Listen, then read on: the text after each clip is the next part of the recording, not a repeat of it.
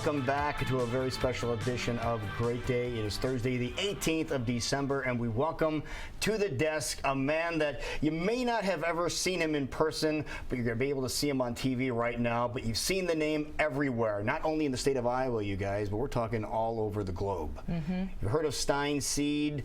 This is the man behind Stine Seed. Harry Stine is joining us. Thank you very much for coming over and visiting with us. Well, glad to. Now, tell everybody what you're doing in town. Well, the Iowa Soybean Association is having their 50th anniversary celebration the last 2 days, yesterday and today. So I'm there for a panel discussion this morning. And you're thinking to yourself, Stine Seed, that's a gigantic company. I wonder where you had to come in from. You had to travel a heck of a distance, didn't you, to get here? Yes, all 35 miles. All 35 miles from Adel, yeah. And you guys have been in Adel all along, haven't you, in that general area? I've been on the exact same spot my entire life. Because you took over your family's farm eventually. Yes. Okay. An amazing story. I think a lot of people, when they think of big ag companies, they think of Monsanto in Iowa, they think of Pioneer, but I had no idea that a lot of what they've done has been a result of what you've done at Stine Seed. Can you give people a nickel tour of your background? Well, companies like that are actually our customers. So back in the 60s, we started developing soybean genetics. And at that point in time, people that were competent didn't do that because there was no way for it to be economically viable. Well, when you have no competition, it's pretty easy to be number one. Right, but tell everybody how you discovered this and how you started working with genetics with soybeans, because you did it hands-on. You were the person that went hands-on with the soybeans, weren't you? Well, we simply were actually growing public varieties of soybeans for the local farmers. So we would grow 40 acres of soybeans, clean them into our bin, shovel them into the neighbors' wagons, and so to that extent we were in the soybean seed business. And then I thought, well, if we develop these genetics ourselves, that would be better. So we just simply started out very, very slowly, very, very small. And it's gradually grown over time. Well, we heard that you found plants that maybe produced a little bit more than the average plant, and that's how it all started? Well, part of that story sounds nice, but I'm not sure what that's all about. Well, we can definitely call you the ultimate entrepreneur, and you not only are speaking on a panel today, but you like to come back and talk to quite a few young people who might want to become entrepreneurs one day in their lives. But you say there's certain things you need to know about yourself before you want to dive into something like that. Well, the main thing is for anyone to do what they like.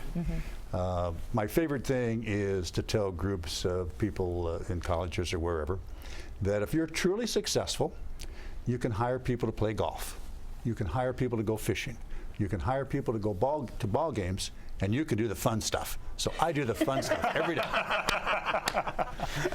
By the way, if you're looking for people to hire to go fishing and things like that, we're readily available. But I love your background. Another thing you talk about is having a great liberal arts degree, because you said having a nice variety of things to learn in college or wherever you might go is very important, because one of your main attributes is you took a law class, which got you on the path of making sure you have patents and things today, which is making your company so successful today.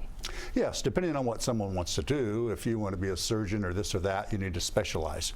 If you're going to be an entrepreneur, it's advantageous to know everything about taxes, economics, business, science. So we think that's an advantage. Now, where did you go to school? I went to school at a small liberal arts school, McPherson College at McPherson, Kansas. And then I went to Iowa State University and took some graduate work in agricultural economics. And you only took a couple of quarters over at Iowa State, from what I understand. That is correct. And that launched you into what you're currently doing. You got enough knowledge there from Iowa State. Well, if it's President Leith, yes, that's true. If it's somebody else from McPherson, it's there where I got my education. So it depends on the perspective. See that he knows how to answer questions. But I even want to take you back a little bit further in your history. You're a man that's doing incredible things, one of the richest men in Iowa, very successful entrepreneur. We know all of that. But a lot of people don't know that you've been living with a bit of a disability your whole life. Can you talk a little bit about that? Well, I didn't realize it, but I'm both dyslexic and a bit autistic. And to make the story even better, boys are kind of slow. I started first grade when I was 4 years old. So a 4-year-old autistic, dyslexic boy.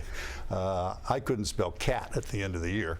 And I think my mother wanted me to be held back, but I went to a very small rural school, and they did start kindergarten. They didn't have kindergarten when I first started school, which is why I went into first grade. I'm going to ask you that, okay. At that age, but they started it the next year.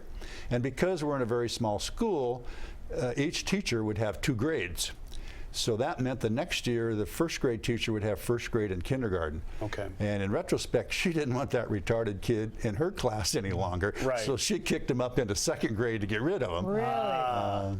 And it turned out all right, obviously. And again, in retrospect, it was in the 3rd grade when I started to learn to reverse things. And the reason I remember that is in the spring of the year in the 3rd grade, the teacher came down the aisle, picked me out of my chair and hugged me, because the little retarded kid had gotten a perfect score on an arithmetic test. Oh, wow. Wow. We were talking off break because I suffer from dyslexia as well, and it's just we don't realize that we switch words, we switch numbers. As a man who is so on data and research and mathematics, how do you keep everything straight? I probably don't. But some of the things that seem easy to me, I can look at a page of numbers, and if some number doesn't fit the pattern, I can pick that out fairly easily. And why that is, I don't know. Most things, everyone can do better than I can. I'm inferior at almost everything, but in logic and being able to evaluate numbers, I think I do that maybe a little better. Do you find because of your disability you're able to analyze things in a different way that most people can't? Well, I'm not sure, but it would appear that yes, we look at things a little differently, and that has advantages and disadvantages. One of the things that, and I grew up, among other things, walking beans and detasseling corn, and one of the things that amazes me nowadays when I drive by a cornfield is how close the plants are together. And that's where things are changing, isn't it? To try and grow more plants per acre. Well, when I was a boy, all corn was planted in 40-inch rows. And incidentally, prior to that, corn was checked, which meant it was planted in clumps at 42-inch centers.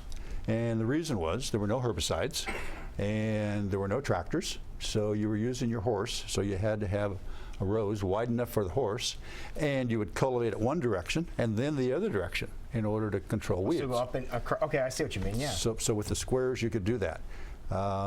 Then people switched to the 40-inch rows, and then when I was a young man, they switched to 30-inch rows. And today, ours are, in our farm, in our operations, and what we're recommending to people is mostly 10-inch rows. 10-inch rows? Yes. Wow. And how many plants are we talking in an acre then? Well, and that again, that's changed over time. Back in the 30s, 7,000 plants per acre was about typical. Today, that's moved up to about 35,000 plants. And in our operation, we're doing 40 to 50,000 plants with the genetics we've designed for this purpose. Do you attribute this to the fact that you plan on doubling the world's output of corn? Because you've been stated as saying that you can do that because the food supply is expected to double in the next 5 years. Or the need for it. Or the need for it. I don't know that I per se will do that, but all the technology and the genetics that we're using is indeed increasing rapidly the production of corn.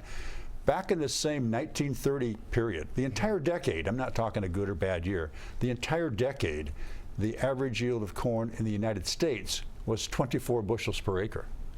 And what is it now? And last year, I think it was 174 bushels per acre. Because we heard some plots that were getting 200, which is some amazing records being set too. Well, we had quite a few hybrids there in our demonstration that went over 300. Over 300? Yes. Wow. Having said that, what do you think about the opposition to genetically modified organisms? When you look at how much our production is increasing, and to taint the question, I guess, to my knowledge, there's no science that shows that there's anything wrong with it, but there are people that want to have all these foods labeled now as GMOs. Well, it's sad that we haven't done a very good job in explaining the science behind what we're doing, because, well, it's so many fun things.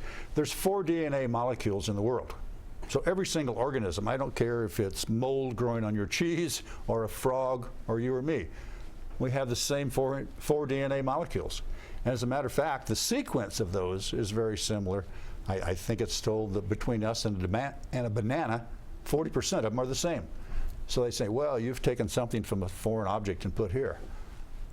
No, I'm sorry, we haven't really done anything of significance. So at any rate, though, Unfortunately, we haven't done a very good job on, particularly our people that aren't familiar with science, and getting them to understand what we're doing. Well, you've accomplished so much. What are your future goals, or what are you wanting to do as a man who has done so much for the industry so far? Are you looking forward to future goals? Because you can tell you love your job and love speaking about it, even though you've been known for being not a people person. I disagree with that. What are you looking forward to in the future as far as seed and corn, soybeans, anything like that? We always want things just a little bit better. They're never quite good enough.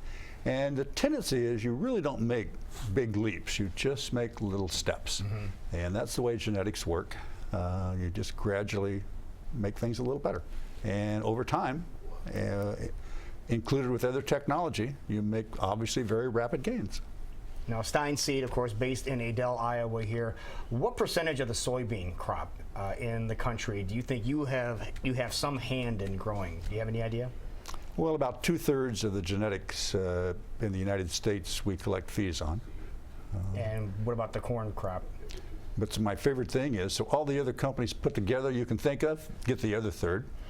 Is there something wrong with that picture? In your mind, no, there's not. No, it's absolutely perfect. So we're working on that other third. Okay. And corn is very small at this point in time, but we really think corn is our strong suit right now. The Soybean Association people aren't happy with this, but very frankly, we can increase corn yields more than we can increase soybean yields, just because of the nature of the crop and the way it works. Even now, you said, remember we just got done talking about the fact that back in, what you said, the 30s was, how many bushels of corn per acre, 24? 24. And now you said that you had some of your plots that had over 300. Correct. What do you think the top end is there? What do you think the upper limit is? That can we get to 400 or 500? Oh, it would seem so. The other interesting thing is, if you would have told my grandfather, who was raising 24 bushel, that your grandson would have or the United States would have an average yield of 175, he would know you totally lost it, right? Right. Mm-hmm. Because that's a, what, 7-fold increase. Right. Well, so if I told you today we were going to go from 200 to 1,400, a 7-fold increase. What? That's the same comparison. Yeah, So that makes sense. So going to 400 or 500 is not a big deal. Wow. That is absolutely That's amazing. incredible. You have an amazing story. You are an amazing man. Thank you so much for coming over and visit us, Harry Stine. We really appreciate this. Thank you. It's been my pleasure. And you're welcome back anytime, my friend. Thank you so much. Thank you. It is 8:35. You are watching Great Day live in Des Moines.